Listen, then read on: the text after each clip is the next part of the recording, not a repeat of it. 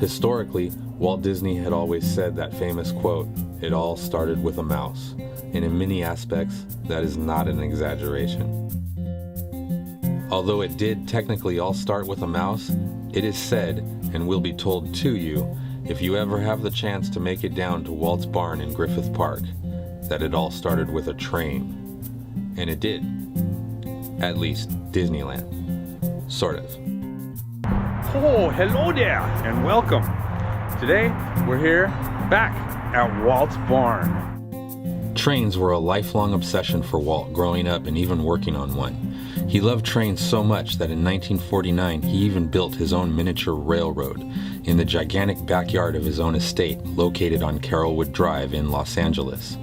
He named his miniature railway the Carrollwood Pacific Railroad. He had a barn built there too. The barn was a replica of his childhood barn. The barn would later be salvaged by the Carrollwood Foundation when the estate was scheduled to be demolished, and sits here today as both a museum and homage to Walt and his love for trains.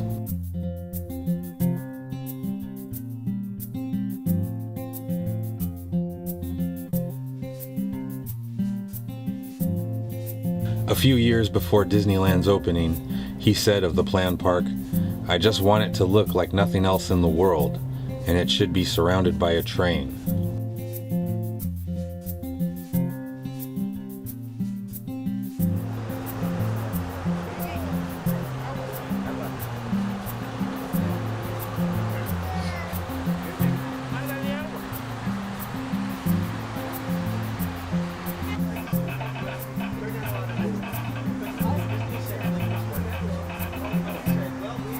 The engineer and the fireman learning how to run his own train.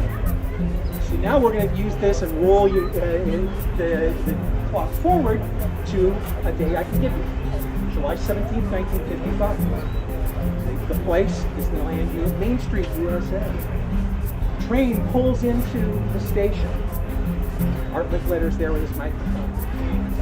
The train pulls up, and our hero, of course, Mr. Walt Disney, ably assisted by his friend Mickey Mouse, is driving engine number 2, the E.P. Ripley, on the very first day Disneyland is open. Right behind that engine is this very same combine car. So this was part of the Disneyland Railroad for almost 20 years, until it was finally fully retired. Fancy railroads like that. You need to understand, he paid for this all himself. The Disneyland Railroad was owned by the Disney family, Walt himself, and then after his passing, the Disney family, until 1986, I think, was when, 1982, thank you, sir, when they finally transferred all those properties over to Disneyland, the company. So this was his thing. He got the sponsorship from Santa Fe, who, that's why Fred Gurley, the president of the Santa Fe Railroad, was in the cab on that opening day. Speaking of Fred Gurley, does anybody know the names of the 5 engines at Disneyland? 5 engines. At Disneyland, there are 5 steam engines that are each named after somebody important. Engine number 1 is the C.K. Holliday, who was the founder of the Atchison and Topeka Railroad. The design of the C.K. Holliday was inspired by Walt Disney's homemade train engine called the Lily Bell, which was the centerpiece of his backyard railroad, and is also the name of that super fancy inn car you see in the park. Plus, it's also the name of an engine at Walt Disney World, all in honor of Walt's wife, Lillian Disney. Engine number 2 is the E.P. Ripley, who was the first president of the Atchison, Topeka, and Santa Fe Railroad back in 1895.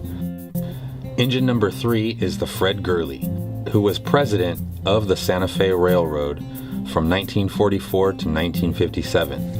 The Fred Gurley is the oldest of any of the engines in the Disney parks around the world, and is now around 125 years old, being built in 1894 and put in service sometime around 1895.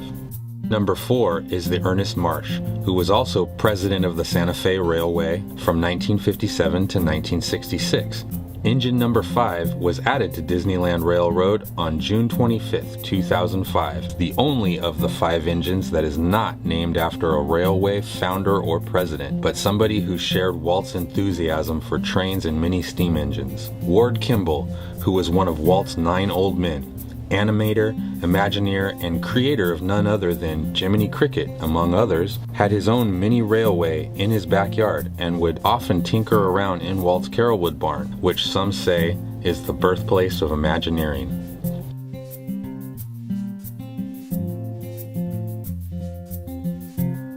Inside you can find a virtual treasure trove of Walt Disney, Disneyland, and steam engine memorabilia.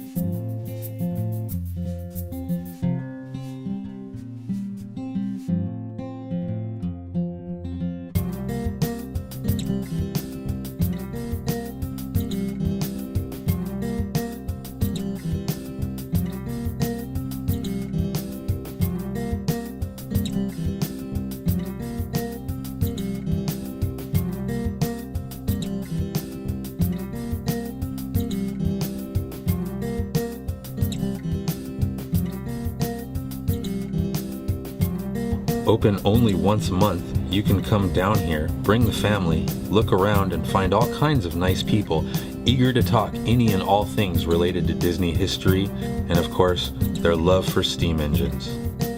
Located in Griffith Park near the world-famous travel town, Walt Disney's Carolwood Barn is an absolute must for any Disney fan and an absolute delight for all.